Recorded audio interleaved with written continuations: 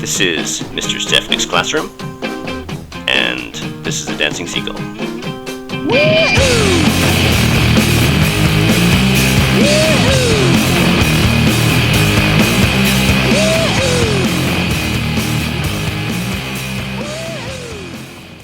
Ladies and gentlemen, writing the final paragraph, paragraph number last of your essay. Up here I said, hey, why don't I put what my actual plan is at the top here. So anyway, final paragraph, paragraph number last.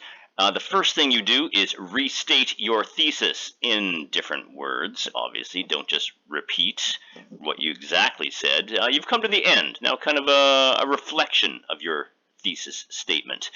Restate your main points in the body of your final paragraph, and as a final statement. Final statement at the end. Many students will, when they are not good writers, they will try to make one sentence final paragraph, and that's not good. That's just showing that you really don't know what you're doing. So what you should do when you are creating your final paragraph is you restate your thesis in different words, you restate your main points, and then put a final statement at the end of that. We started at the top with your thesis in blue, so I have put the thesis in blue in our conclusion paragraph. Social distancing. During the worldwide outbreak of the COVID-19 coronavirus is proving to be one of the best strategies a community can adopt to avoid spread of the contagion. To avoid the spread of contagion, I'm going to change that. To avoid the spread of contagion. Sure, I like that better. I change all the time. Change words around. Social distancing was my main thesis, and I did not use pronouns. I did not use proforms. I wrote coronavirus. I wrote the spread of contagion as a restatement of my thesis. The body of my conclusion paragraph, restate your main points. Jurisdictions that enforced social distancing early and seriously are showing fewer cases of infection, protecting society's most vulnerable while at the same time limiting the stress to the healthcare system and its workers.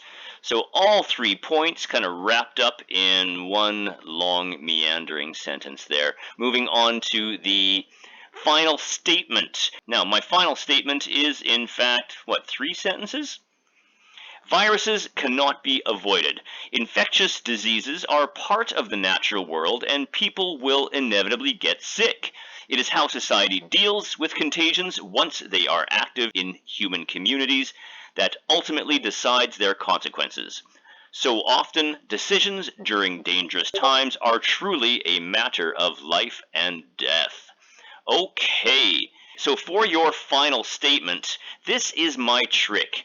What, Mr. Stefaniuk, is your trick for writing a final statement? Well, you know what? You start out with I think, or I believe, or you start out with I firmly believe. Now, all of these are kind of terrible.